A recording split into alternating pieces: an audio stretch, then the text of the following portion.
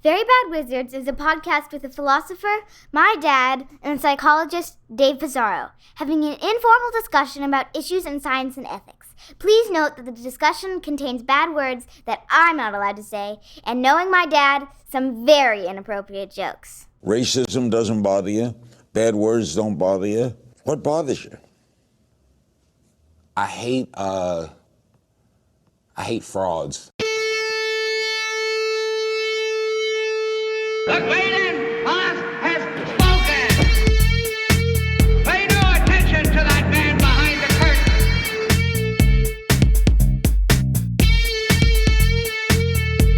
Who are you? Who are you? A very bad man. I'm a very good man. Good man. They think deep thoughts, and with no more brains than you have. Pay no attention to that man. Anybody can have a brain. You're a very bad man. I'm a very good man. Just a very bad wizard. Welcome to Very Bad Wizards. I'm Tamler Summers from the University of Houston. Dave, today we're doing the topic voted on by our beloved Patreon supporters, panpsychism.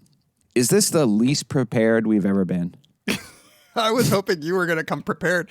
You know how usually it's like either a Tamler topic or a Pease topic? I was like, I hope we both understand that this is a Tamler topic. But no. I was definitely willing to prepare in the way that I'd say I did for the Thomas Kuhn episode most recently. But I found the literature a little tough to... Yeah. I don't know, really throw myself into for reasons I guess we'll talk about when we get there, and not any reasons that have anything to do with our beloved Patreon. That's supporters. Right. It just turns out to be less like Miyazaki-inspired spirits live in the stones. That's what I wanted. That's all I wanted. And I was gonna just dive right in and just embrace it. And then instead, like, we're talking about zombies again, but now it's like micro experiential zombies, or Yeah. We'll have some, I think, hopefully decent things to say about it. There.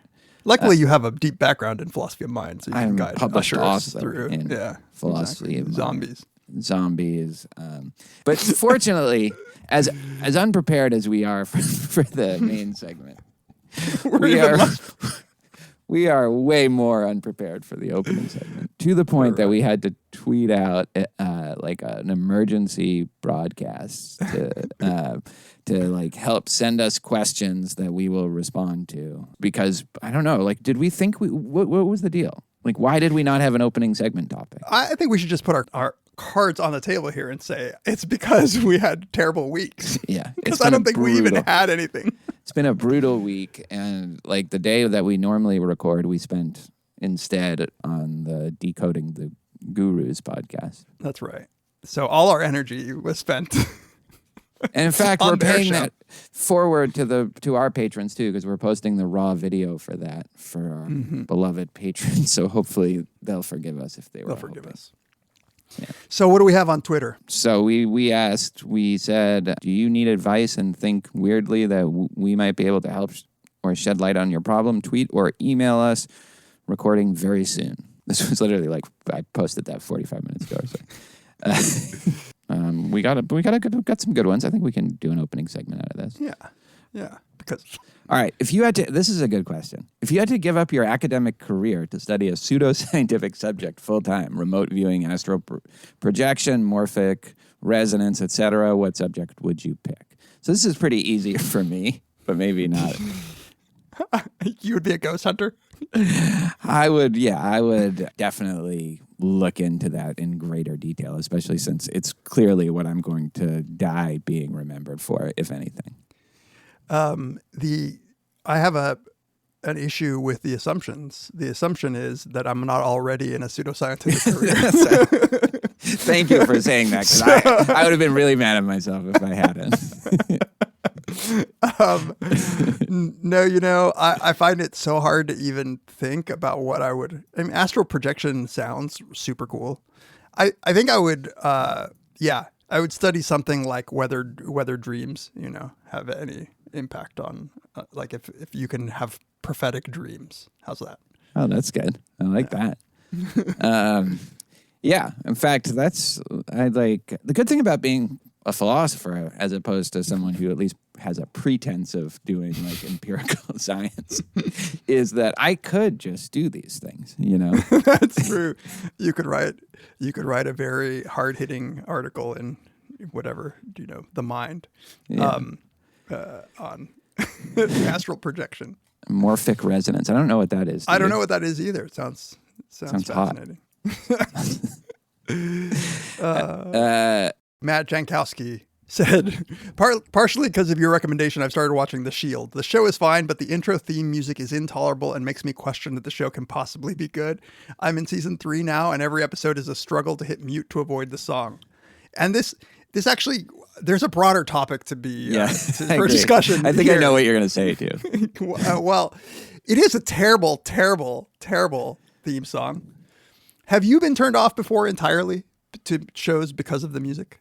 No, I'm also not even sure. I think it's a terrible opening. Yeah. It I didn't gets at at the first. just like stress and like Yeah, it's grating. it's grating in a way that I think fits with the show thematically. I have a general problem with shows that that have Mexican gangsters in it, and every single time they go to like the place where the Mexican gangsters are hanging out, they play some Latin hip hop, and just you would think that like Spanish hip hop is widely listened to in Southern California, but no, it's just like their way. It's the same way that they put like a funky filter whenever they have to convince the viewer that this is taking place in Mexico. They put like a Right. different. That's what they do to set the stage for you're about to see some Mexican gangsters. But should just do like A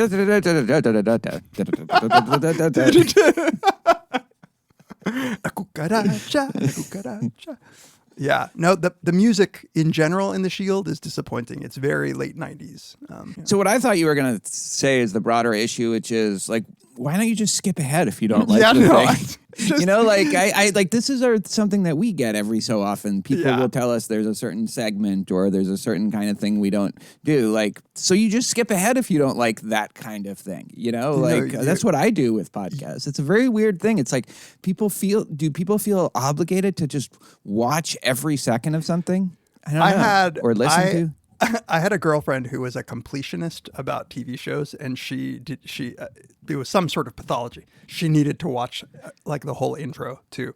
Yeah. Netflix and things of the ilk have made it easy, just like we make it easy. Like right now, you could just hit next Right. and you would skip the entire intro segment. Or maybe just go to the next episode. But yeah, mute it. I guess maybe if you don't want to, if you don't have one of those kinds of players where you can hit. For the opening songs that I like, I do kind of feel like your ex-girlfriend did. Yeah. Where Yeah, like I totally. kind of feel like I shouldn't skip The Wire, Right. music, even though I love, or The Sopranos. The Sopranos. It sets the stage. It puts me in the mind state. Totally. Yeah. Yeah. But I think with The Shield, I wouldn't be that committed to it because it's not that good. It's also isn't it pretty short? Yeah, it's short. And it's very noisy. Yeah. And I believe it's Puerto Rican, not even Mexico. So you have our permission to skip it. Just don't skip The Shield. Don't stop watching a good show like that. All right. Andre Habit, Dr. Summers, former Human Situation student here. You can call me Tamler. I remember way back in 2012, you all spoke on the show about the dissertation process, and I appreciated the framing. Any further insights into getting it done? For context, I'm no longer interested in pursuing academia. It's funny that he still wants to. I don't. I stand by what I said, which is what Alex Rosenberg, my dissertation advisor, told me, which is just get the fucking thing done and don't feel like you have to read every single thing on that topic or respond to every single.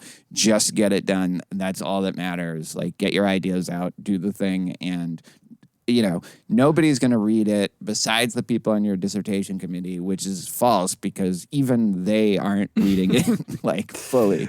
So really all it is something for you to go back to and be able to make use of in some other way, like a writing sample for jobs or for future articles or, things like that, which my dissertation was very useful to me for. But I think the best part of that, the part of that I stand behind so strongly is don't feel like you have to respond to every person in the literature and don't feel like you have to read even every person who's written on that topic because that will just paralyze you and slow you down.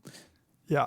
It's a similar thing with just anytime you even submit to a journal and the reviewers give you 25 different things that you need to address. I think the temptation is to satisfy them, and then what you end up doing is writing a paper that you never wanted to write in the first place. Yeah. And I think that's a danger of a different kind for your dissertation. And I would say, to add to what Tamler just said, besides just getting it done, there are a couple of mistakes that I think people make. One is to think that this, whatever their dissertation topic is going to somehow determine the rest of their career. Right. And as you can tell, in Tamler's case, it certainly didn't. In mine, I don't think it determined, is just had the common feature that I am interested in that thing that I was studying, and I'm still interested in it. But the Was second yours one, on disgust? no, it was actually on moral judgment. It was on sort of perceiving moral blame and responsibility and praise. The second one is to think that you can't change your dissertation topic, because there's a certain point at which you can still do that. And if you're not feeling it, like if you dread the thought of working on your dissertation, maybe you should go back to your committee and say, I want to do something else, because it's not worth spending all your time on something that makes you miserable. No, and even though nobody's going to read it really, it's still a really good source of material for you to go back to as you're starting to try to publish more frequently. And so you should definitely be doing something that you care about and want to. And, all this presumes that you have the kind of advisors that will let you take this advice. Right.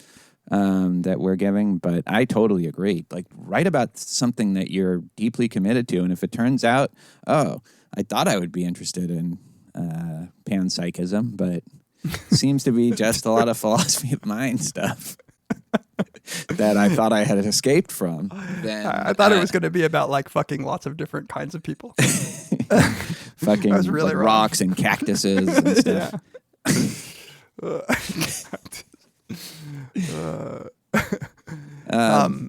Yeah. I'm sorry you're not interested in pursuing it as a career. I'm glad you're still interested in one of the essential aspects of it. I think actually, we talked about this quite a bit, about the sort of the knowledge that most people can't stay in academia, at least not in the way that they probably want. I think there needs to be less regret about leaving academia, in the sense that I think a PhD in many topics can be a very good thing to do.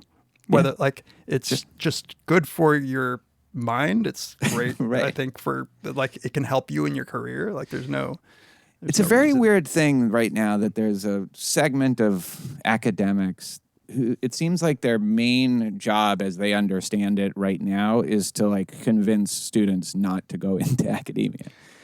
And I think it's because of the just brutal job market and all these various other problems. But just going to graduate school and getting a PhD, and if you're funded, that can be a really rewarding thing just as a way of having a full life. It doesn't have to be necessarily your career. It does mean that you're taking a risk and you're going to have to figure out a career if academia doesn't work out for you professionally. But still, you'll have gotten so much out of it. Yeah. And I think that to the extent that the advice is, if you don't like what you're doing, you should change, then that's just general advice that you should probably follow. Yeah. But like a lot of the people who think that academia is miserable, it's not that I don't believe them. I just think that it's also true that so many jobs are even more miserable. Yeah, exactly. So, yeah. That's if you think this sucks, just wait till you try, the other thing. Right. All right. Why does nobody care about my Wordle score, or do they? I think they do. This is Not interesting- everybody. It's just you. Yeah. Do you post yours? I have, but always with like a little joke or twist to it. It's sort of like dreams. Like nobody really wants to hear your dream is interesting to you and you alone. Nobody really cares to hear about like what your dream was. I was going to post a Wordle and then say, if I don't play Wordle, then Putin wins. And then thought, oh no, like maybe that's not cool. Do you think I did the right thing, or should I have done it? I Could think that have you gone should not have viral? you shouldn't have even said it right now. It's like thinking about having sex with a kid. It's wrong. That's right. Just Yeah, even exactly. to just think about it. Yeah. Okay. Okay, I want to talk a little bit about Dan Finnan's question because not because of the question itself, because of the grander topic of our age difference. He says Caddyshack or Animal House, and I was like, I probably remember some of Caddyshack. I've never seen Animal House, and I take it that these are formative movies for people of your age. And I was trying to think what my equivalent would be. And I'm not quite sure if I have. I want to be very clear with our listeners right now. Dave is 5 years older than me. Younger. Precisely, I'm sorry, 5 years younger than me. Yeah. And Turns out to matter. and in every other way, given the advanced years that we've gotten to, that is a meaningless distinction. But you're actually right that with these two movies, it actually probably does matter because everybody I know in high school at least saw those movies. And a lot of people, I think Animal House was even before my time. In terms of people getting really excited about it, but Caddyshack people would die for. And People quote it all the time, and it is kind of funny. It's a funny movie. well, I mean, in some you got ways, Bill Murray and Chevy Chase, and yeah, what I got for like my formative comedy years was like the shitty attempts at recreating those movies. So Right. like Porky's. and, I grew up with like and like Police Academy 1, 2, and 3. Like just stuff that was just not that good. You didn't like the guy that makes all the sound effects. Oh, I loved that guy. Yeah, everybody loved that. It was the best part about it. Who I hated was Bobcat Goldthwait. Oh, I forgot that he was in it too. Were you confused about your attraction to Steve Guttenberg? Steve Gutenberg. I had no idea he was Jewish. I didn't realize what that meant. Yeah, you can't tell from looking at him. All right. Do you have an answer to that though? Caddyshack or Animal House? I guess Caddyshack, but like I don't have strong feelings. I remember liking Animal House. I haven't seen it. You know what I would think might be like this version for you is Fletch. Yeah. Because that was like, what was that, like 85 or something, like 86? maybe. And so, like, I would think that would be your Caddyshack. Yeah, I saw Fletch on VHS. I do remember. It must have been right around 1986. Fletch is good. Fletch holds up. Yeah, I haven't seen it in years, but Speaking of academia, Agony Aunt Wizards, which I don't totally get. How old is too old to start a career in academia? I started at a somewhat late age of 30. But like, what do you think about like starting a PhD program? Well, some people do it like 36 or 37. Some really good students, master's students that we've had have gone on to really good PhD programs that were around kind of mid 30s. I think that can work too. I have strong opinion that it's misguided to think that there is a too old. I mean, maybe too old for you, but people all the time say like, no, because then I would be 45 and when I finish or whatever. I'm like, you're going to be 45 at some point anyway. You'll either have a PhD or you won't. Like, my grandfather went and got his PhD in geology in his late 50s. But I take this to not just do a PhD program, but actually like with the motivation of then getting a job and making that your career, because that's what he's talking about career in academia. I mean, I think that's the same. Like, I don't quite understand why it would be age dependent in any way. Like, do you want to start a tenure track job when you're 45? Well, maybe you don't want the stress, I guess. But like, I think if you think you love it, go for it. Yeah, I agree, actually, completely, 100%. Good. You want to do this empathy for people in Ukraine, but not Yemen? Yeah. I mean, I think there's an obvious answer there, which is we probably shouldn't. Right. I mean, We that our shouldn't have attention- empathy for the people in Ukraine. for anybody. You know, that our attention is pulled and that there is propaganda that pulls us in one direction or another, or that we're partial to one group or another is you know, one of those features of human nature that you can fight against. I think this is probably targeting. There was like a day or two where people were saying that the only reason all of a sudden Americans give a shit about another country getting invaded is because they're white and they look like white Americans. And then somebody tweeted, I think it's the 1619 Project woman. Why am I blanking? Anne Hannah Jones, right? Yeah, right. She said like Europe is like not even a continent, and then Jason Stanley, your boy, tweeted like, stop like talking about whether Europe is a continent or whether I forget his other. Oh, thing. was that like it's a social construction, like the continent of Europe is a social construction? And I take it the implication of that was that like again what you're really being drawn to is the whiteness of them, not the like Europeanness of it. Yeah, I don't know. Maybe that's the case. I do know that we have a particular diplomatic history with Russia, and I think we're like more involved there. I don't, the same way that we were super involved in the Middle East. But I do think there's something to it. Totally. Yeah. I mean, I think like you said, the solution isn't to not feel empathy for the people in Ukraine. The solution is to be like, oh yeah, we've been like having drones circling like villages in Yemen for the last like 15 years. Maybe we should think about like how that feels for them and not just how it feels for Ukrainians to have their country invaded. Maybe we should have thought about this with the Iraqis. Maybe we should, So obviously, I agree with all of that 100%. And the double standard, especially as Americans, of how strongly we're reacting against this versus like some of the shit that we've done over the last 50 years it's hypocritical for racist reasons, but then just for just imperialist nationalist reasons.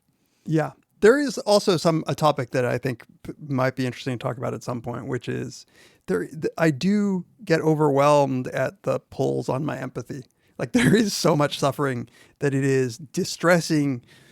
Because when you do pick one thing to care a lot about, it does seem like it's a very easy thing to be accused of. That like, why don't you care about these other people who are even more deserving? Right. And then you never, nobody wins that way.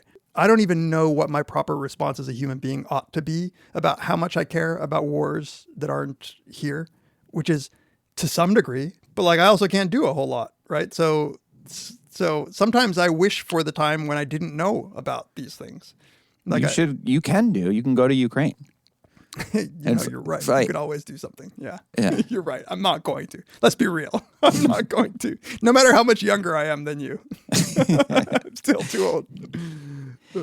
Yeah. It's funny though. We were talking about this with the gurus yesterday. Like, it does seem like some of the more bullshitty culture war stuff has taken a little bit of a breather, like there's been less of that because this doesn't lend itself as easily to culture war stuff as, say, COVID did. It just feels like everybody's taking just a little break. I'm sure it won't last. Yeah. Yeah. And there have been, we talked about it, the attempts to try to spin this into a culture war topic, which is just like, no. Yeah. All right. Is it meaningful to consider one place more civilized than another? And should we care about more civilized places? I found this to be kind of an interesting question because I was just thinking about, I was watching, some YouTube rabbit hole about Western music theory. There's a YouTuber named Adam Neely who is an amazingly good video essayist about music. He's a jazz performer. And he had a video essay on white supremacy in Western music theory. And he laid out a very dispassionate case for why classical music of the Western tradition ended up dominating what we call like music theory. And how like African civilizations had a much more complex set of sense of rhythm, for instance, than we did. And other cultures have different scales. And it's really easy for me to think impulsively that of course there are some places that are more civilized than others. Until you really think about, well, just what do I mean by civilized? Do I mean that they have more technology? Do I mean that they have less war? What does that mean?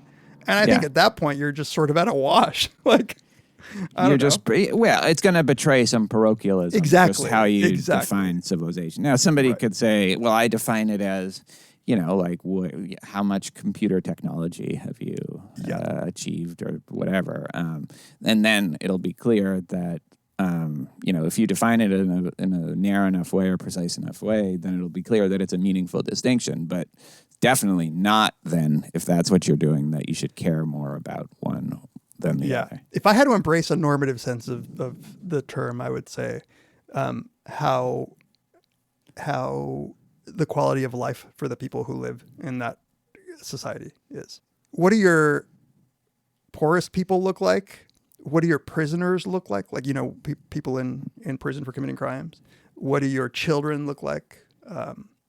Those to me would be the markers that I would endorse, I think, as markers. What color is your skin? What's the BMI of your average person? I don't know. No, I mean, but yeah, that's also complicated because sometimes certain countries' conditions aren't good because of the actions of certain other countries that like to consider themselves more civilized. Yeah. No, it's true. You're saying they can't help being less civilized. I agree. Yeah. Hey, you said Africans have more rhythm. So they have complex polyrhythms. Violence seems like one of those, though. I think what people often, when they accuse somebody of being uncivilized, I think they are accusing them of being like brutes about their violence. But that's also just like we have drones to do our killing. You guys are doing like stabbing people and beheading them. Right, we're more civilized. Right, we're just in a bunker in Utah, like playing with joysticks. Basically an Xbox game. Yeah. It's just my measure, which I actually think is a good measure, is like, what do you think of Andrei Tarkovsky and his films? How can you describe why they're so transcendent? You say that as I read somebody replying to the Grooves who said, "Can't tell how glad I was to hear that both Chris and Matt hated the movie. I'm a devoted fan of the Wizards, but they fucking love and appreciate the most boring movies. I was proud of myself for not falling asleep, let alone watch it twice." Are their audience just like dipshits? Well, clearly he's our audience too. Yeah. People get bored. And just like you got bored with the Chalmers article. Well, let's see. Let's see if I did or not. All right. I feel like there was another one I wanted to do, but we need to move how on. about the last one? It's Friday night. What are you drinking?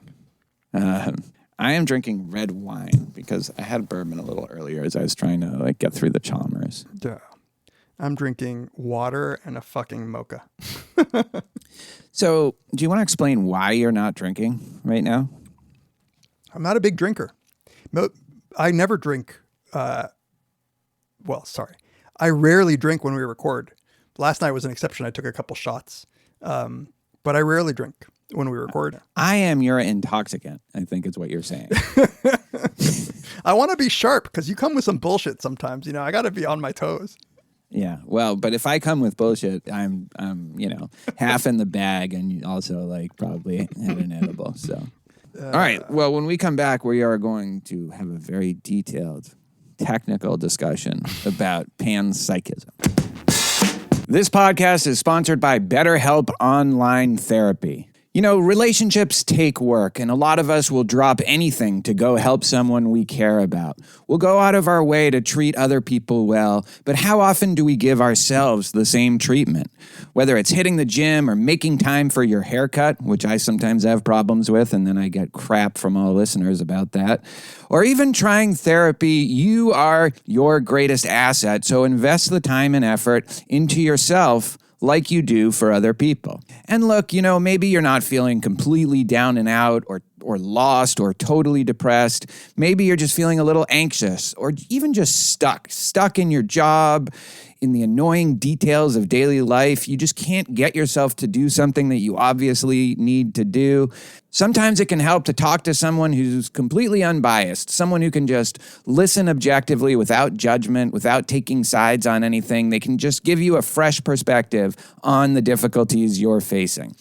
BetterHelp is online therapy that offers video, phone, and even live chat sessions with your therapist, so you don't have to see anyone on camera if you don't want to, if you can't take another Zoom session. It's much more affordable than in-person therapy, and you can be matched with a therapist in under 48 hours. So give it a try and see why over 2 million people have used BetterHelp online therapy. This podcast is sponsored by BetterHelp, and Very Bad Wizards listeners get 10% off their first month at betterhelp.com/VBW. That's BETTERHELP.com/VBW. Thanks as always to BetterHelp for sponsoring this episode.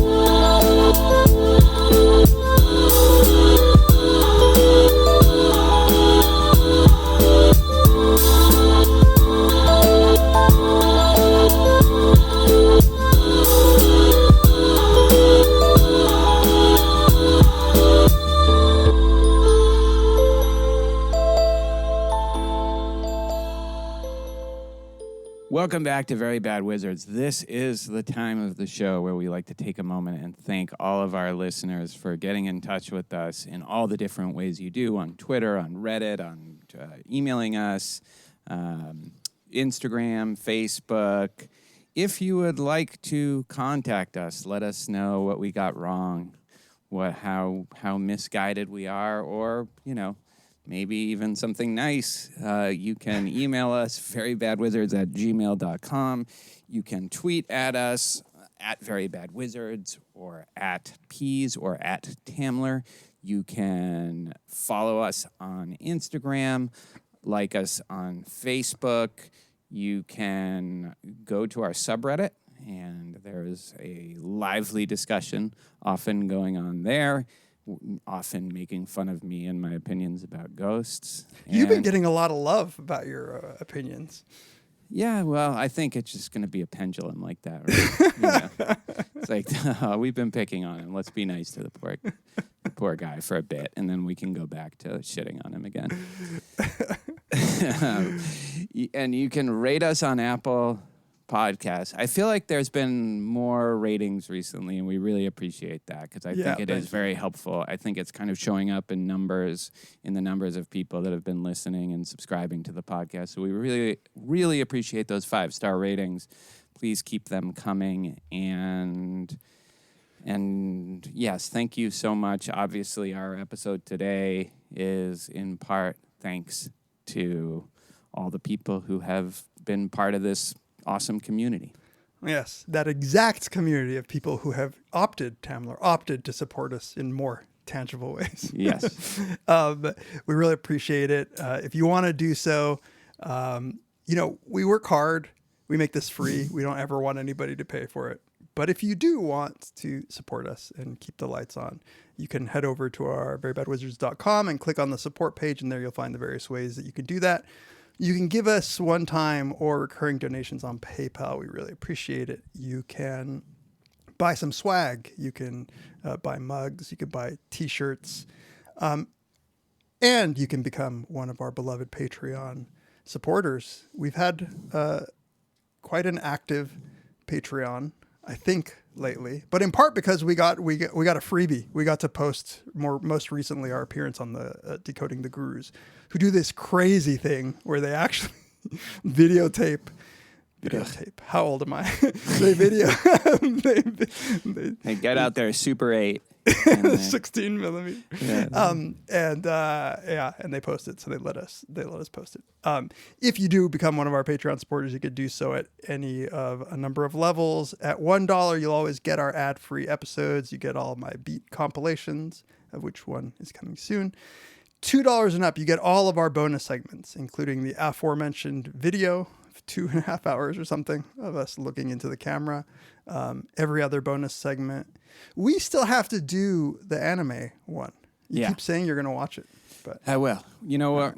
We'll just do that in Costa Rica. Oh, Yeah. sweet. Yeah, let's do that. Yeah. Oh, what was I going to say? You also get the Ask Us Anythings now, just a few weeks later in audio form. That's right. So now once a month we do the Ask Us Anything at the $10 and up tier, and when we post a brand new one, the old one gets included in the $2 and up. Everybody who gets bonus segments. At $5 and up, you get to vote on an episode topic. Hopefully you'll exercise more wisdom than the topic that you chose for today.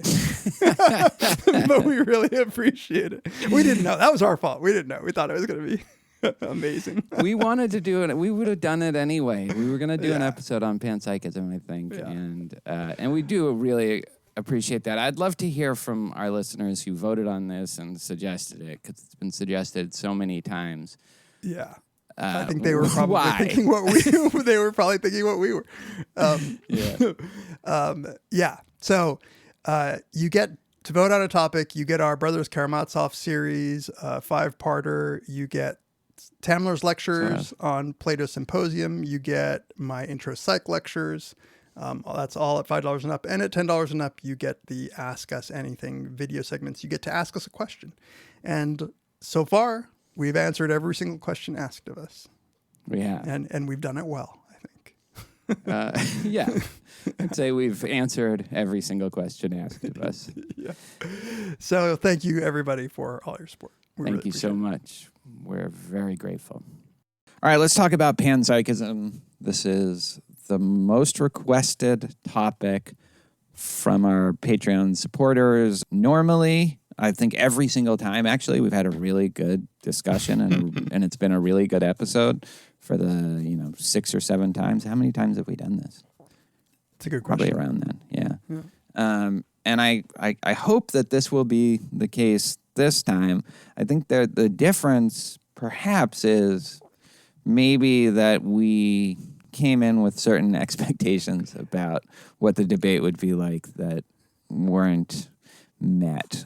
But I guess just very briefly, panpsychism is the view that the fundamental entities of reality are mental or conscious in some way. The idea being, given that the only thing we have direct access to, the only thing we know that we can't deny is the fact that we have consciousness, conscious phenomena are the one thing we essentially can't doubt.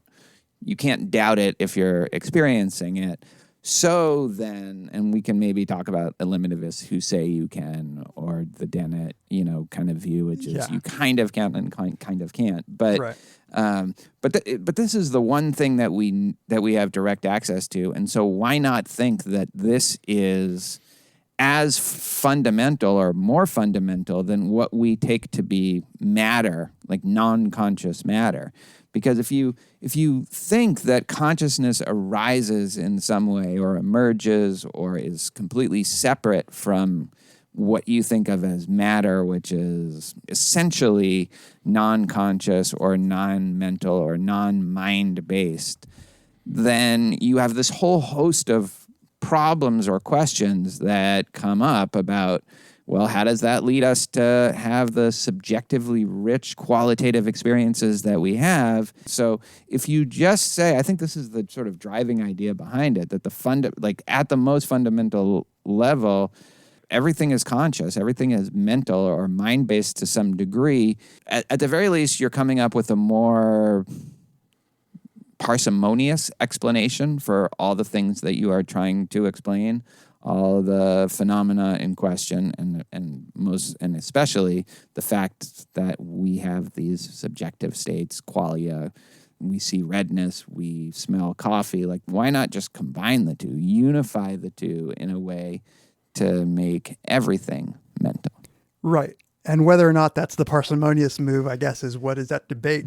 But I think that it really is important to understand what it is that the claims panpsychism is all about as a way of trying to get out of the rather sticky position that modern philosophy put itself in, or modern here meaning like post-Descartes, which is that seeming puzzle that emerges from the belief both that things, that the fundamental nature of existence is material, that there is the only stuff that is in the universe is material stuff, and the undeniable truth of consciousness, that is, we are experiencing things.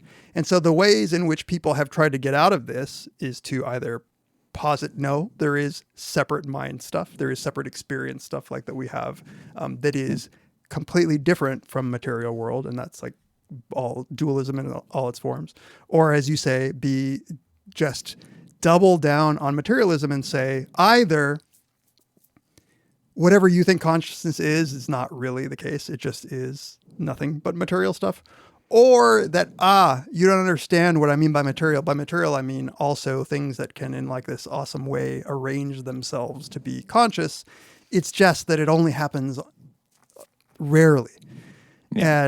And I think broadly those three strategies, those two strategies are the ones that in some form or another people have tried to endorse throughout the debates in philosophy of mind as to how to understand the nature of consciousness. And I didn't know. So just as like my background, I didn't really know that panpsychism was a viable candidate as an explanation for this hard problem of consciousness, or at least one that was taken seriously. So I don't think it is. I mean, this is one of the issues I have with the debate. So number one, I honestly was going into this thinking that I would be really attracted to the panpsychic position because, I have come so far from my days as a young graduate student and early career professor, denying everything, being a skeptic about everything. I'm now so much more open, obviously, to the strangeness of the universe. What open is so value laden. Open. Yeah, it is. But what I guess disappointed me about the literature, at least that we read, and I did read a ton of stuff on this actually, is that I'm not even sure this is a substantive debate. Like, I'm not even sure that this debate isn't terminological. I mean, that's something we can talk about. But I guess in response to what you were saying about panpsychism being an explanation for the hard problem, because it seems like it has all the same problems as the materialist. It's just maybe like different words, but it's the same problem. Right. So explanatory here, I don't know that I even mean it, but what I was trying to get at is that there is a seeming contradiction to these two beliefs. The one that the universe is nothing but matter, right? And the other, the undeniable fact of existence. And I think that panpsychism is viewed, at least that's my understanding, as a way to get out of the fundamental contradiction. Because at least as Strawson, we should say, I guess, what we read. We read an article by Galen Strawson, and we tried to read an article by David Chalmers. Strawson's paper is called Realistic Monism, Why Physicalism Entails Panpsychism. And I think that the move that he's trying to make is to say, well, the mistake was to ever think that, one, the way to get out of the obviousness of materialism is to posit non-material stuff. Thought that was bad. That's like the wrong way of going about it. We don't want to be dualists. And the other one was to say, if you posit only material stuff, that you can't have a consistent view, a view that is consistent with the reality of subjective experience. And so he wants to say, well, the error the whole time was to think that physical stuff isn't experience stuff. And so what he wants to say is at the most fundamental level, and obvious, it's not obvious. It wasn't obvious to me.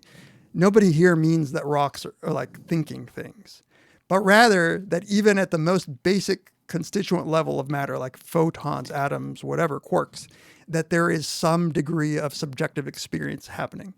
And I think that the belief is that if you posit experience into matter, then you don't have to worry about this problem. At least that's what I think Strawson thinks. Yeah, so the problem is getting into the details then of how this explanation is going to look, because disappointingly, they're not arguing that, there's some overriding consciousness. Like I thought I could get like some Buddhist shit out of this, like a universal consciousness. Right. Yeah, kind of a universe of consciousness and mind in a way that really is at odds with our current scientific understanding of how things work. Or if it's not at odds, at the very least, it's a Necker cube kind of like different framework, a different lens for how to understand the world. Whereas with this, because you get into the details of like what it means for an electron to be conscious or what it means for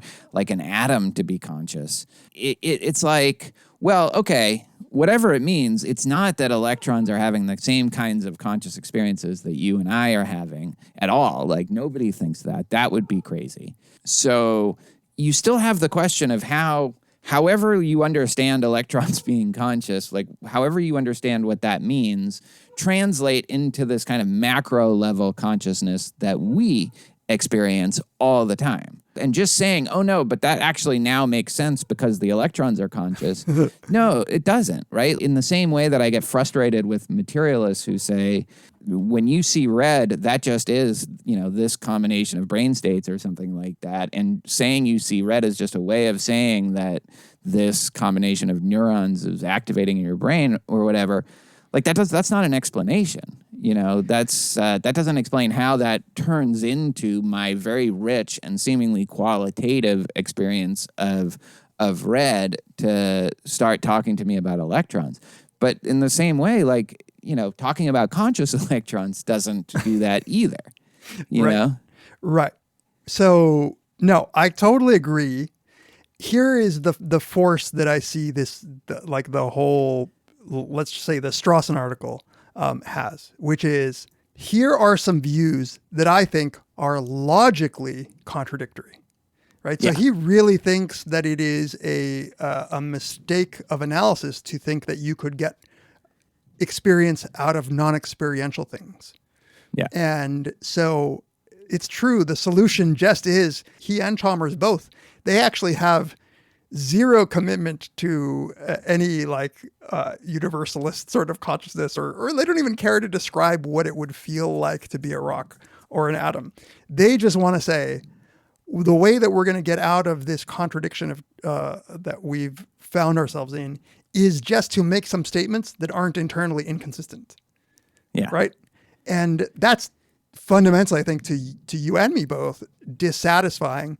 It maybe is a little more satisfying to me in that I am uncomfortable at there being any logical contradiction to begin with. So the attempt feels like one that needs to be undertaken.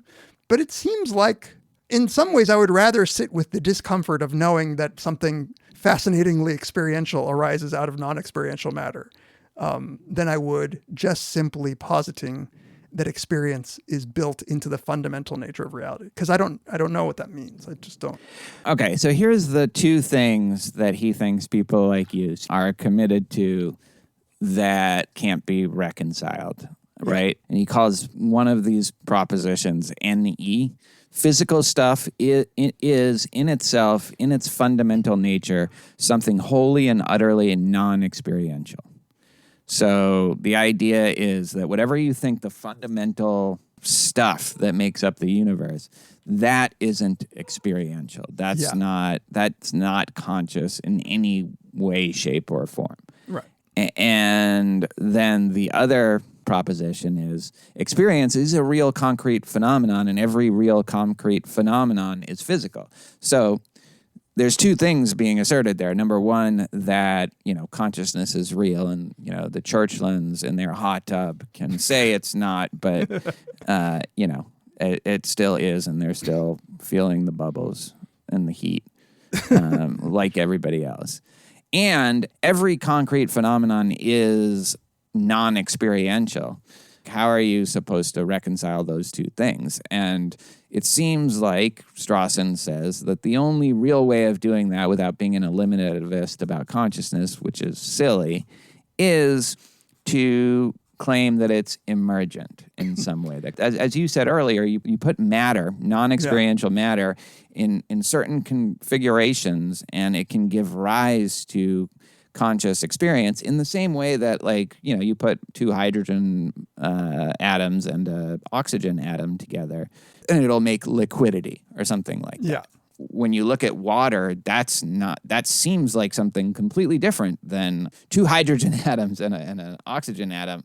It's like still fundamentally like the same thing. You can explain one in terms of the other, even though it seems totally different. One emerges out of the other in that configuration. Yeah. And I actually liked this part of the paper where he tries to take down emergence. And I think it's because I have a particular annoyance with the way a lot of psychologists and people who do neuroscience, some of my best friends, they like to just say that there is no problem there. And so when you try to push them on the hard problem, they say it's not hard at all. It's just emerges, just like liquidity might emerge from non-liquid things. There's a new property that emerges, and this new property here is consciousness, and it is a result of whatever neurons in particular network configurations. And I think Strawson rightfully points out that no, there's a little bit of cheating going on there, where the property of liquidity is understood to happen when when molecules are placed in certain configurations. Just like solidity, just like crystals, we understand exactly what it is about collective molecules coming together to cause the property of shininess or of liquidity or whatever. In the same way, in his example, that nobody has any problem understanding how 11 things that are not a cricket team can come together to make a cricket team. Like, that's not a mystery. I actually don't understand that or cricket in general. But yeah. Well, I don't understand cricket either. Let's just say an NFL team. How many people are on an NFL? So the temptation is just to point to the stuff we understand and somehow use it as, by analogy, as a way to understand what consciousness is. And he says that's just sort of cheating your way into explaining. You're not really doing anything. You still have the problem of how, in the whole process of putting atoms together into neurons, into brains, how consciousness can get in there. And so he says, if emergence in that sense is what you mean, like emergence is just a miracle. You're just saying in a different way that like the miracle happened this way. But isn't his miracle just to put it in earlier? That's the thing. That's the thing that was ultimately so disappointing about this is I'm not sure that the miracle is avoidable, because look, when you're talking about, here's another point that Philip Goff makes, and I think Strawson makes and Chalmers, they all use frustratingly different words for this. One thing physics can't do because of the way it's set up is talk about the intrinsic nature of matter, of atoms, of electrons. It can only describe how they behave. And that's how we understand these things. We don't understand what the nature of an atom or an electron or a proton is. That's not like something that physics can even, just the methodology isn't designed to even try to figure out what that is. It is just looking at behaviors and trying to come up with causal laws. And that leads to, according to this view, a kind of circularity where everything is defined in terms of its behavior around this other stuff, rather than going into its intrinsic nature. Now, as I understand it, some materialists want to say, well, but that's just it. Like, you don't need to talk about intrinsic nature. That's a philosopher's term, and we can talk about these things in terms of equations, differential equations, and just how things interact with each other. And that's just all there is to the universe, and that's all there is to consciousness too, is just how things interact with each other in the brain. Given that they are now going to be completely neutral about what the intrinsic nature, or as Chalmers says, liquidity, or as I think Strawson's term is, the ultimates. Yeah. So it could be something like deeply strange, like a proto-conscious kind of entity, because it could be anything. That's not what they're in the business of doing, is trying to explain those things. So or trying to investigate that. On the flip side, you have the panpsychics who then want to say, we have to try to explain what the intrinsic nature of the universe is, or the fundamental entities of the universe are. And so I'm going to say that they are conscious in some way that is very different than how we are conscious. In fact, completely unrecognizable to us in terms of our direct experience with consciousness. So then it seems like that's not going to do any better at tackling the hard problem of consciousness, because we would have so little way of moving from this proto-consciousness to like the rich conscious experience that we are desperate to try to explain, that's so fundamental to how we just interact with the world, how we understand the world. At every level, it has to be filtered through that. So yeah, it just seems like a lot of these same problems come up, and it's not even clear what they're disagreeing about, because especially since a lot of the physicists don't even have a take on what the fundamental entity of reality really is. Yeah, and even if they had a take, that take wouldn't involve a claim about whether or not there's subjectivity to an atom, because I think they would just say, like, I'm not sure how we would even describe that. But I think that part where there is still this huge question about how the fundamental experiential stuff turns into our consciousness, is just shifted the question, right? And so, like, it has the illusion of progress by positing experience at the most fundamental level of reality, but I don't know, as you say, what the difference is between the question, how do experiential atoms become experiential humans? Yeah. Like, is all that they're going to say is, well, no, it's just like complicated, right? Like, we'll leave that to the scientists. Right. Which is exactly what the materialists say. Right. Right. You know, they say like, oh, well, we don't understand it now, but, you know, we didn't understand how humans could evolve out of amoebas. And so, you know, like, that was conceptually crazy at a time. So we should just trust the process, you know? And I think that the Sixers. And I think that it just bothers these philosophers of mind so much that they have a problem that seems intractable, that they're okay solving it by shifting around the words. I mean, here's what I like about what Galen Strawson does. You know, he's coming at it from this perspective that philosophers, they're so happy to just be these kind of hardcore reductionist, or if not reductionist, functionalist, emergentist. It's like panpsychism is crazy. The idea that, you know, things could be fundamentally mental, that's just like, you know, incredulous stare stuff. That's possible worlds, whatever. Like, they'll do anything but just admit that there might be some fundamental kind of mind stuff at the center of everything. And they'll be very scornful and put panpsychic views, which have been around forever. They'll consign them to, you know, Ptolemaic astronomy or something like that, or something that's deeply superstitious and not worth taking seriously. And I think what Galen Strawson does a great job of in his work on this is say, look, this is not any weirder or more superstitious or less hard-headed than your view.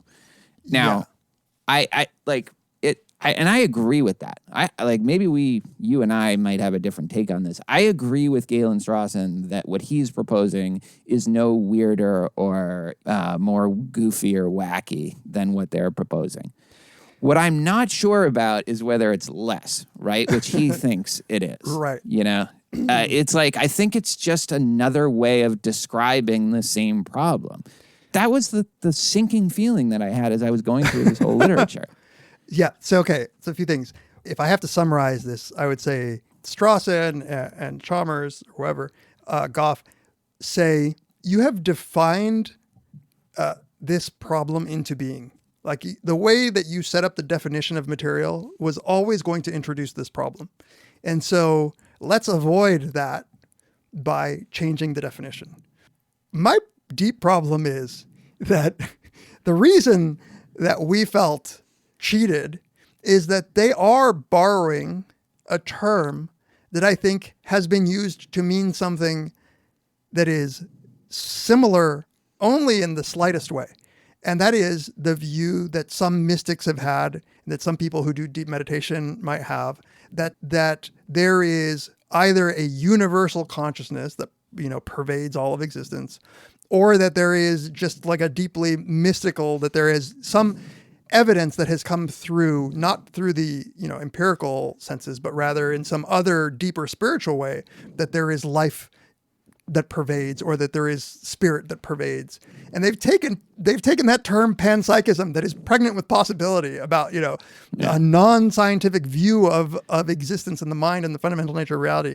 And they've used that term to mean we're going to define the problem out of existence, much in the way that philosophers defined it into existence when they picked what they mean by material. Well, and I think in other modes, Galen Strawson, when he's talking about real physicalism, right? Like which he takes to be his version of panpsychism, right? But what he says is it can have nothing to do with physicsalism, with capital S in the middle. The view, the faith, that the nature and essence of all concrete reality can in principle be fully captured in terms of physics. Real physicalism cannot have anything to do with physicsalism. This is an unfortunate way of trying to make the distinction. It follows that real physicalism can have nothing to do with physicsalism, the view, the faith that the nature or essence of all concrete reality can in principle be fully captured in terms of physics. Real physicalism cannot have anything to do with physicsalism unless it is supposed, obviously falsely, that the terms of physics can capture the nature or essence of experience. So there, and this is why I was still, it's page 1, but I was still really hopeful. And I actually really liked the Strawson article. Yeah. But I still hear is oh, okay, because I'm attracted to this view. The methodology that you're taking to trying to understand the universe and having it it has to be quantitative in this way. And there is this just qualitative aspect to the universe that language is incapable in principle of explaining or helping us understand. I'm into that. And I would want to know more about that. I still think he baits and switches you. I think that that's exactly what he's doing. Yeah. And I think that the only thing that he's saying there is, as he sort of goes into in his exchange with Dennett, or in the original article with exchange with Dennett, is that he thinks that by physicsalism, he simply means the hardcore materialism that isn't necessarily true of science, but it just became sociologically the line that scientists use. That fundamentally the material world cannot have experience built into it. Because all he's saying is that I think it can.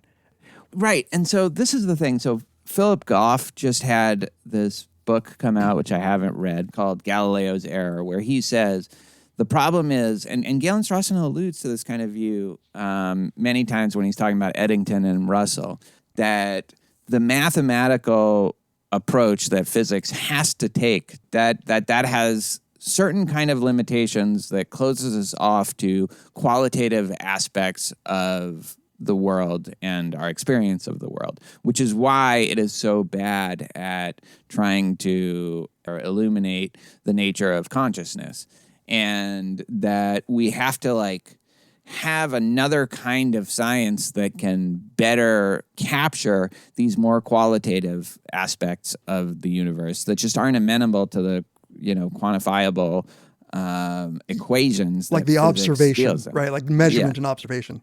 Yeah. Or I don't know, something but then that's never fleshed out what that would be. So one way of understanding is for a neuroscientist who's interested in trying to understand how the brain makes consciousness, none of this matters because they're going to proceed in the same exact way. Right. But I think my sense was, and this was, I listened to a bit of a podcast with Goff and in reading Strawson, is that push comes to shove, they're kind of agnostic as to whether atoms have experience or not. They just are saying like, well, don't rule it out because we have just as much reason to think that they do as you do to think that they don't. Right. But what does that mean that atoms have like that's the That problem. doesn't mean it. I don't know. It means nothing. It means no. It doesn't mean anything more than saying matter doesn't have consciousness. It's just the same thing. You know what this it is my problem with the debate. It is like saying, this whole time you've been defining a bachelor as a single male, and that's caused problems for the way I think about bachelors. So let me change what the word bachelor means a little bit. They're analytic philosophers, so I guess like that matters. It matters whether their term has baked experience out of their metaphysics. I think they just think we made a mistake of baking experience out by defining things the way that we did, and they just want to bake it back in.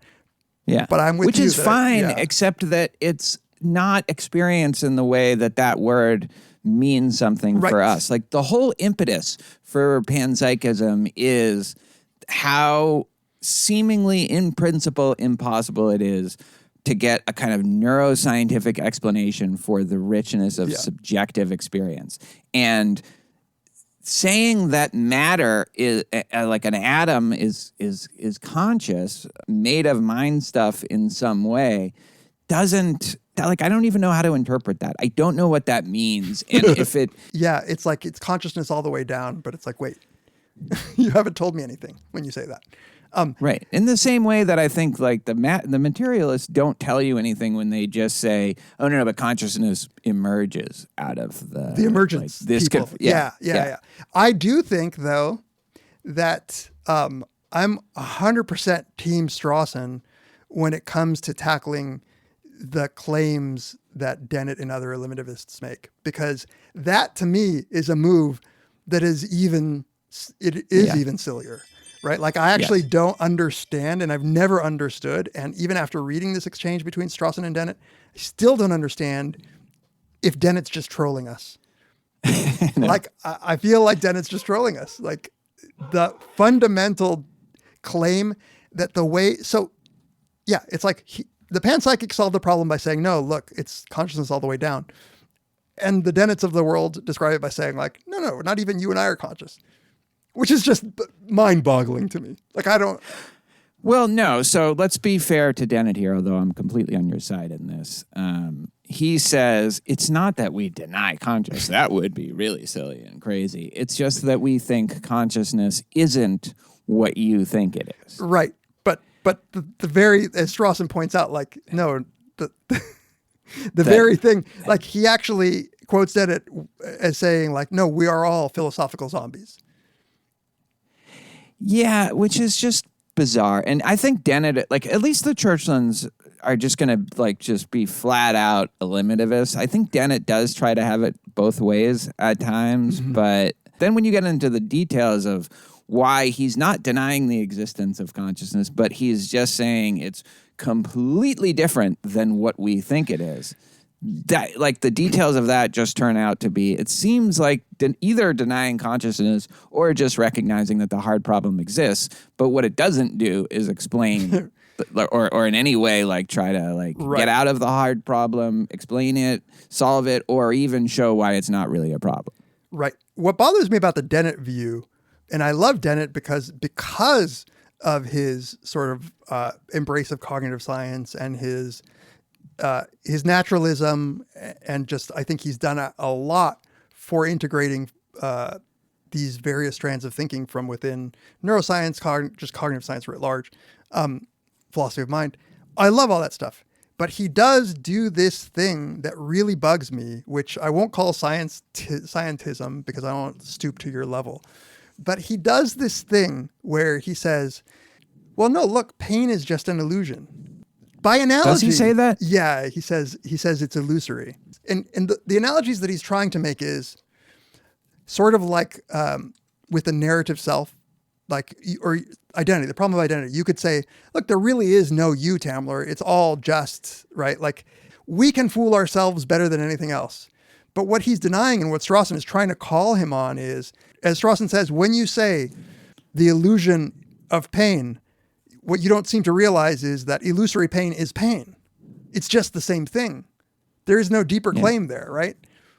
The very sort of fundamental nature, as you started out with, like the one undeniable thing that there is a subjectivity to existence, is what needs to be explained.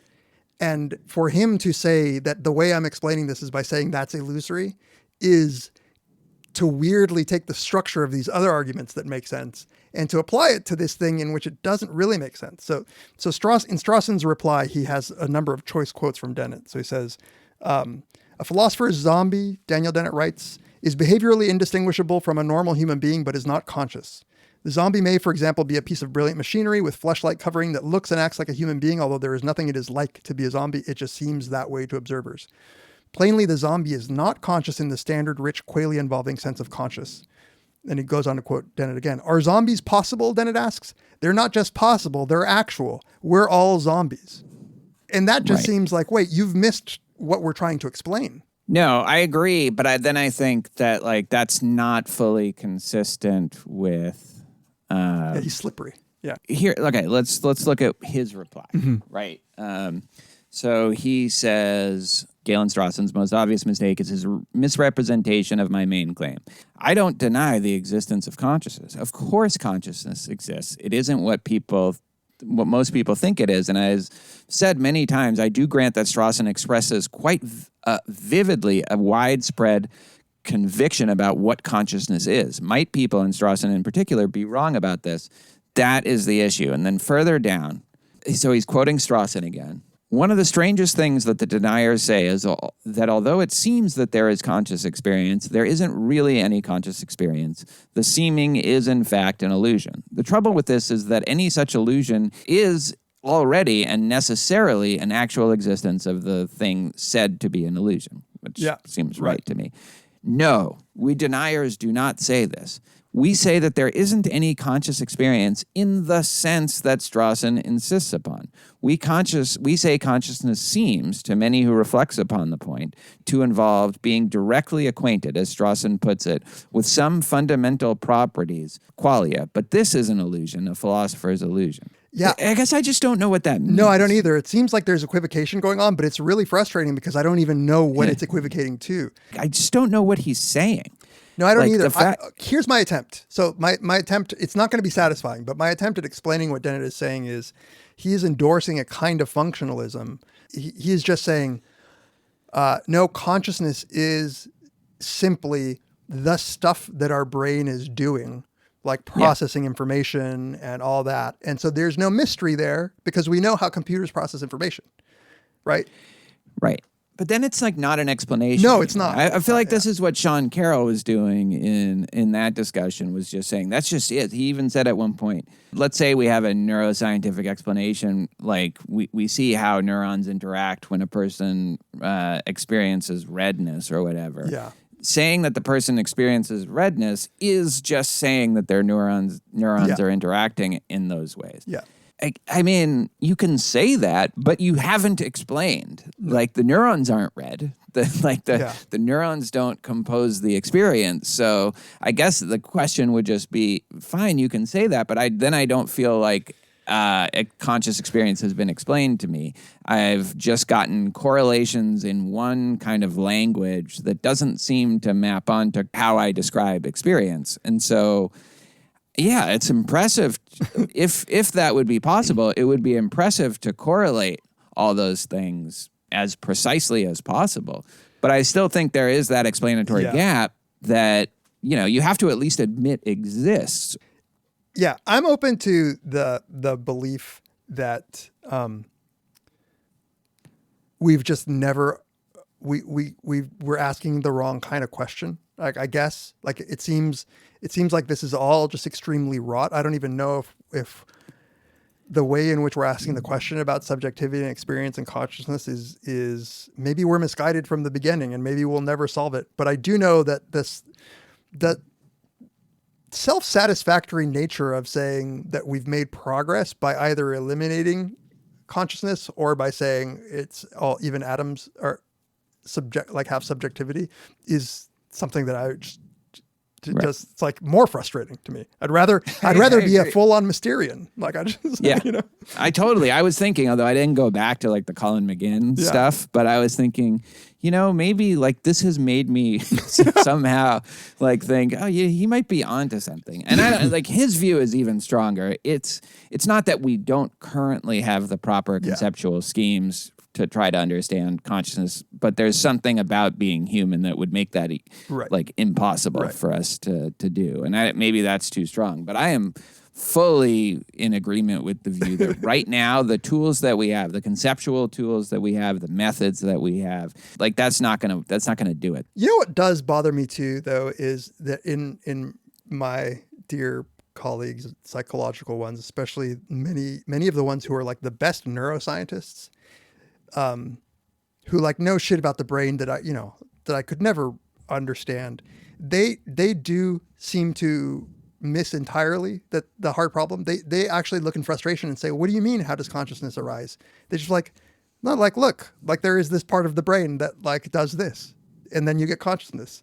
They completely miss the whole explanatory gap argument. Like they just really think that they must think terrible things about philosophers who continue to say that this is a mystery that needs to be solved, because they're just like, no, I mean, we just need better MRIs or whatever, and then we'll be able to tell you how it happens. But what's so bizarre about that view is that the only reason they can conduct MRIs, the only reason they can engage in scientific endeavors at all is through this conscious experience, which is how the only way they interact with the world in a scientific way. It's a very bizarre view. And maybe it comes down to like philosophy of science things as what counts as, a satisfying explanation and what doesn't. But I find that very strange too, that they just don't see. They might say that a robot could do science, right? Like you don't need consciousness to do that. But maybe a robot could, but they're not robots. They have to. The only way they do science is consciously.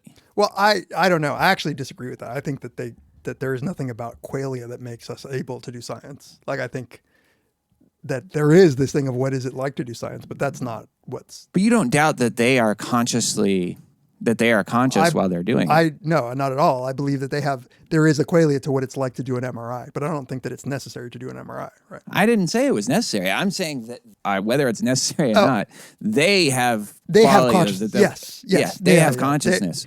And so like the whole reason they even have their physical theories is via consciousness. It's through consciousness. I see. Their interface to the universe is conscious. Yeah. No, I know. It's a weird. I mean, I can kind of get there sometimes, like in my crankiest, where I'm like, I don't know, just the anterior cingulate and the whatever, the fucking C fibers or pain. C fiber firing. Okay, I also heard this podcast with Philip Goff on it, the Lex Friedman podcast that came out recently. But he said something that actually really perplexed me. He said that when he wrote that book, he sort of has a chapter on why dualism isn't a satisfactory, account of consciousness.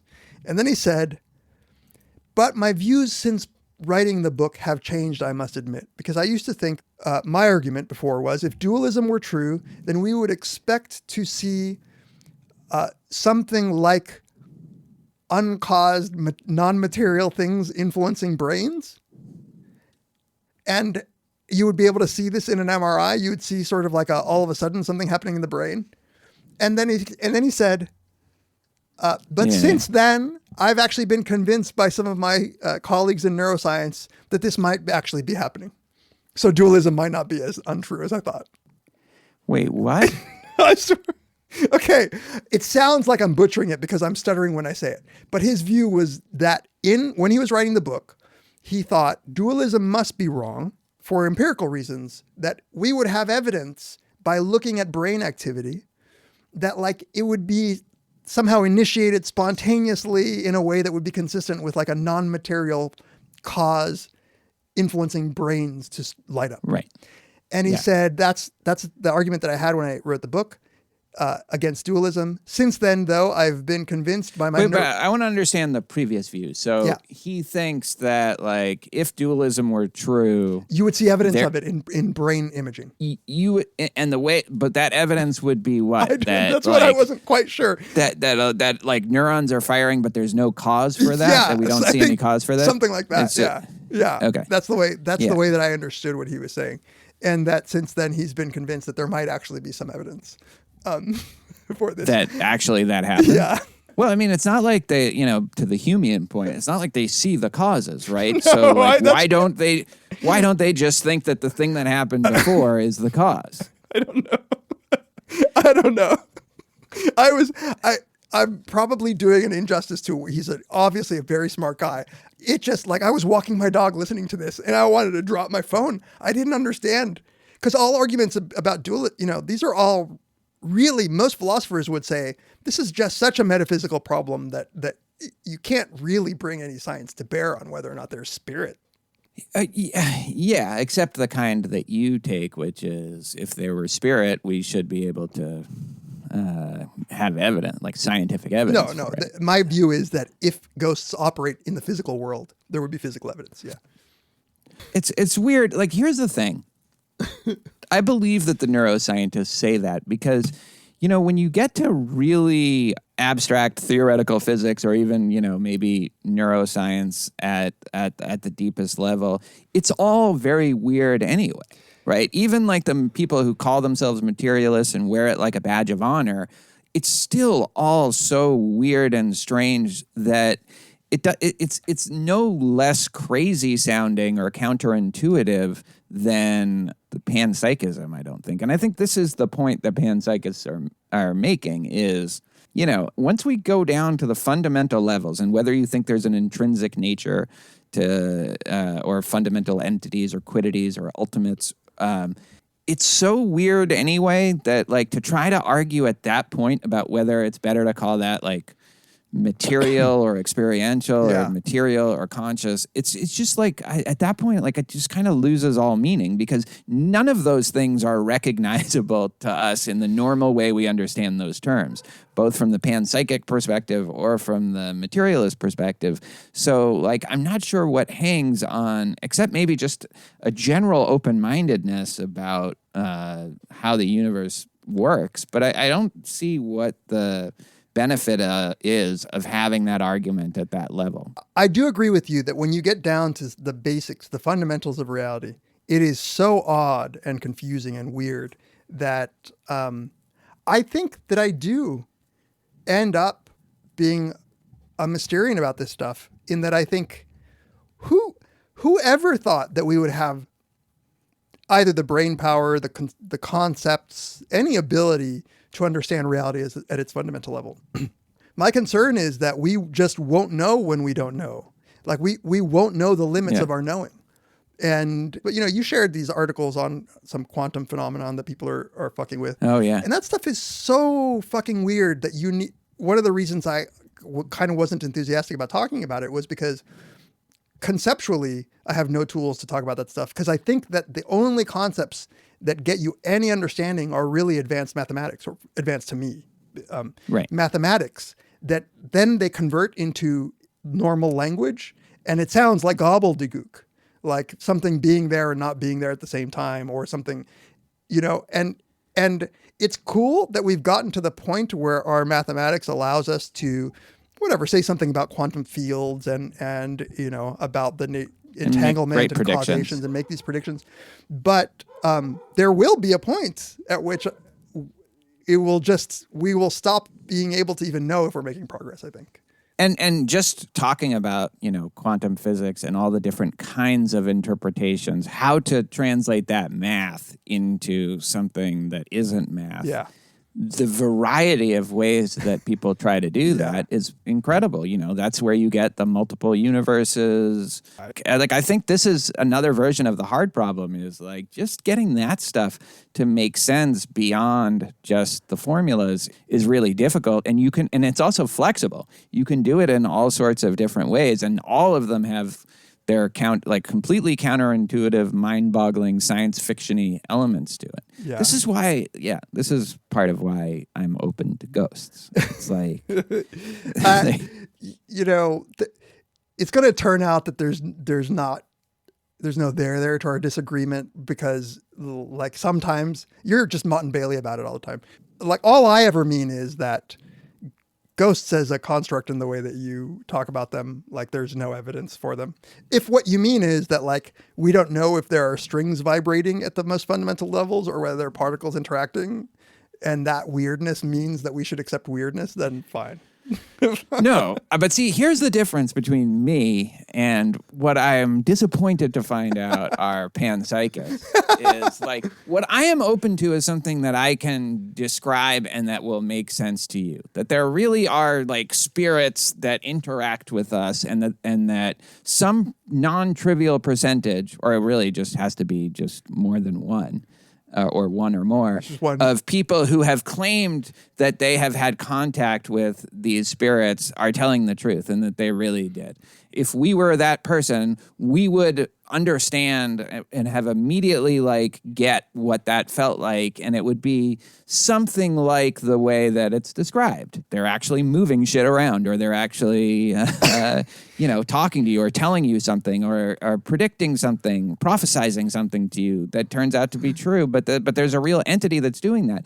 That's what I'm open to, and I feel like that's at least making a concrete claim that I just don't know if the panpsychic is making. Like, I don't think the panpsychic is like everything's exactly the same, except that I'm going to describe electrons differently than you describe electrons. Like, that's just right. No, they're not making that claim because there's zero reason to make the claim about ghosts. It's not going to get their philosophy of mind anywhere to like start talking about ghost experiences. No, but you know what I mean? Yeah. That's just not, we can't take a stand on that issue, it seems like, because we don't even know what it means to take a stand on that issue. That's the problem. We don't quite know what it means. All I know is that it does seem wrong to eliminate consciousness as a thing that needs to be explained. I think that's the only thing I'm certain about when it comes to philosophy of mind. That's the thing. Aside from the Dennett's and the Churchlands, I think most people agree with that. And so the debate is, do we have the tools right now and the methodology that we will ultimately be able to explain consciousness, just like, we use DNA to explain human evolution in ways that might have seemed unfathomable to us 300 years ago, but with the same general methodology, the scientific method, and the concepts that we currently have. The Sean Carrolls of the world think, no, just give us some time, and there's going to be a lot of roadblocks, and it's going to be a long journey, but we got this ultimately. And that's what I actually don't like. I'm with you where I think maybe Colin McGinn is right. And no, like you just can't, like that's too complex for beings of our intelligence. Yeah. It's to the point where I think that if we had whole network sort of mappings of a human brain, a conscious human brain, and we had every neuron and the relationship between the substructures that create and all of the firing patterns, and we emulated them in a very complicated computer, and that computer told us, hey, guess what? I'm conscious. I don't know that we would have the ability to distinguish whether or not it was conscious. And because it's so fundamentally fucked up like that, it doesn't seem to me to be a scientific endeavor. I'm like, right. As a scientist or whatever, I could be a functionalist and I could say like, well, we have to treat it like it's conscious. Right. If it quacks like a duck, then let's just call it a duck. But I don't know that I would know whether it is or not. Right, and they would say, or at least some of that group would say, well, that just is consciousness. So you're wrong to say that you don't know. And I'm not, and I think that that's not satisfying to just be that much of a functionalist about it. It's always been a deeply dissatisfying area of philosophical inquiry for me, and I think it's partly because of this terminology and like in the weedsness of it that's so hard to follow. And just the unsatisfying nature of the explanations that have been offered. And I don't know. That's my problem with it. I mean, like, you know, a lot of fields have technical terminology and stuff like that. But even when you really dig into it, like it lacks that kind of satisfying quality. I mean, like if you want to call something pan-proto-psychism, fine. Right. But I want that to mean something to me that I recognize as fundamentally different than its counterpart. So this is maybe my last thing to say about this. There is when you give me like the trolley problem where you formulate the footbridge with the lever scenario and you realize, oh shit, there's something weird about my intuitions here, and then you give me maybe some principle that might explain my intuitions in both of those ways. I still, even though that's the kind of philosophy I know you don't like, I still kind of get a satisfaction when there is some sort of like, oh, what your intuition really is about direct harm, or, you know, whatever. Like sometimes I'm like, okay, maybe that's the case. Sure. I was staring today at Chalmers's laying out of the conceivability argument about the zombies. And I read it. Structural zombies versus categorical zombies? No, this was just the conceivability part where he says, here is how the argument goes. Are philosophical zombies conceivable? If so, does that mean they're metaphysically possible? And if they're metaphysically possible, whatever. Like, I forget now how he formulates it. And I read it and I understood it. If it's metaphysically possible, then that means the physical facts can't. That's right. Then some form of like non-material. Yeah. Yeah. I understood it. And I still felt like I was somehow being cheated into like buying a conclusion. And I couldn't quite get why. Well, so I actually think that that's another way of just expressing the view that you expressed earlier on this episode when you said that, you know, like the neuroscientific, like you could look at all the neurons and still not know whether the person was conscious or not, because it doesn't seem like it's explaining or in any way indicating even whether the person is having a conscious subjective experience. I take the zombie argument to just be a philosopher thought experiment way of expressing that same sentiment. Did he need to take us through conceivability and the relationship between conceivability and metaphysical possibility? Like that's the part that I'm just like. I mean, I probably not. Yeah, or you know, whatever, dual two-dimensional semantics. But right, but like I don't know. I do think that and the knowledge, you know, the Mary argument are essentially just saying that right now, the way we describe physical phenomenon doesn't seem like it's in the same genre of thing that conscious phenomena is. And we have to like reckon with that. Yeah. That's right. Okay. So then I think that what I'm saying is I've never gotten any sort of like there's never been a conclusion where I feel satisfied in the way that I am sometimes with like a normative ethics paper or even a paper on free will where you're like, no, look, this is how determinism isn't incompatible with, I don't get that with philosophy of mind. I don't know. Maybe I'm broken. Yeah, no, I do too. Right. I mean, because I think like you expressed the point that there is to make about that in ways that I don't know have been improved upon with all this technical apparatus that they've constructed around the problem. And you never know whether a debate is purely terminological or not. You know, like at every point you're kind of suspecting, wait a minute, what hangs on this? What are the stakes here? Here's my question for the panpsychists and the people who engage in this debate is, what are the stakes? Like, how will this affect either like how we do science or how we understand the universe, how we understand the world, other than like, don't just tell me words like, well, it's fundamentally this or fundamentally that. Like there has to be some way of grasping it where I realize that there is a problem here that people are taking two stands on in the way that like a ghost believer is taking a stand on an issue and a ghost skeptic is taking a stand on an issue. And there are stakes to that debate. If one of them is right, like that matters. Or if the other one is right, that matters. And I just don't know what the stakes are. I don't either. Love somebody to tell us because maybe like I'm fully willing to admit that I might be completely misguided on that. Me too. I even think, I'll go as far as to say, I somehow doubt you'll agree. Even the knowledge debate where like justified true belief may not be the best way to define knowledge because Gettier said so with these cases. Even that has an outcome that I'm sort of comfortable with, which is, well, look, the belief that there might be a necessary and sufficient definition of knowledge in the way that we use the concept was misguided to begin with. And like, I think we might conclude out of that whole debate that gives me some satisfaction in a way that family resemblances. Wittgenstein was right. Let's move on. And I don't even get that with like philosophy of mind stuff. No, right.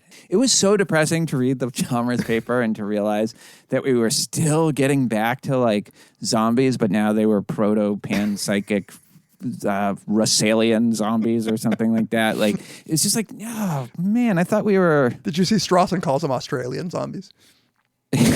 Yeah. Well, Strawson is, I think they have I was going to say friendly rivalry, but I'm not sure how friendly it is. But the funny thing about Chalmers also is he's not ruling out dualism. Like, at least Strawson wants to rule out dualism. As again, even that though, you get to the difference between property dualism and substance dualism, and you're like, unless you're positing like a soul. Like, I'm not sure, like, what the fuck we're talking about. These people have no bravery unless they're rattling chain ghosts. Like, I just want to know, like, is this really just, like, what are we calling things? Like, what words are we going to use to call things that we all agree upon exist? Like, if that's the debate, then I'm way less interested. Like you said at the beginning of the episode, I thought this was going to be like rivers or spirits that like I can meet when my parents turn into pigs. It's like, it must be so much even more disappointing to you having come in with that possibility. Because I want that. I'm looking for that. I am willing, and I get it a little bit, but not out of this debate. I can introduce you to some family members who will convince you in their ghost stories. Oh, really? And you just like ridicule them and like mock them behind their back. They're completely wrong. Yeah, they're ridiculable. They're crazy. Yeah. Well, you should like put them in an institution against their will. I will. Okay, this is going to be my final pronouncement. That thing that you said, whether or not it's all just different ways of saying the thing that we all agree exists, yes, I'm willing to say all the philosophy of mind is only that. I'm not pronouncing it. I'm calling it. That's it. Everybody is just trying to find a different way to say the thing that we all agree about. I think a strain of philosophy of mind is that. Like, I don't think that like the philosophy of mind that William James was doing is like that, Right. And so I think there is a good strain of philosophy of mind, but I think this strain. I was tainted by taking a philosophy of mind class in graduate school. That absolutely turned me off. It was the worst class in philosophy I've ever taken. I also fully admit that I'm sure there are domains of philosophy that are much worse than this. This is just that domain that is within reach. Like, it's just within reach for my training. And on something that's interesting to me. Yeah. Like, and I think that, it's probably not a surprise that if we're going to run aground philosophically, like, consciousness might be the thing that is, right, exactly. It's at that center of being just completely mysterious, and also being something that, we really are certain of, but also have very little way of reconciling with the other ways we approach the world. Right. All right. Well, and mystery is fine. Mystery is fine. Yeah. Now let's go drink ourselves into non-consciousness. That's my goal every night. All right. Well, thank you for suggesting this. I'm sorry if we didn't have as much enthusiasm for the topic itself, but we're going to get a lot of email explaining consciousness to us, I think. Or I would love that. Explaining the stakes of this debate, I would especially love. Yeah. All right. Join us next time on Very Bad Wizards. The great boss has spoken. Pay no attention to that man behind the curtain.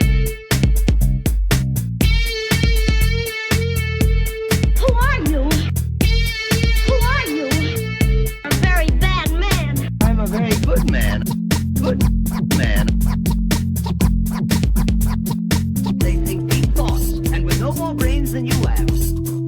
Pay no attention to that man. Anybody can have a brain. You're a very bad man. I'm a very good man. Just a very bad wizard.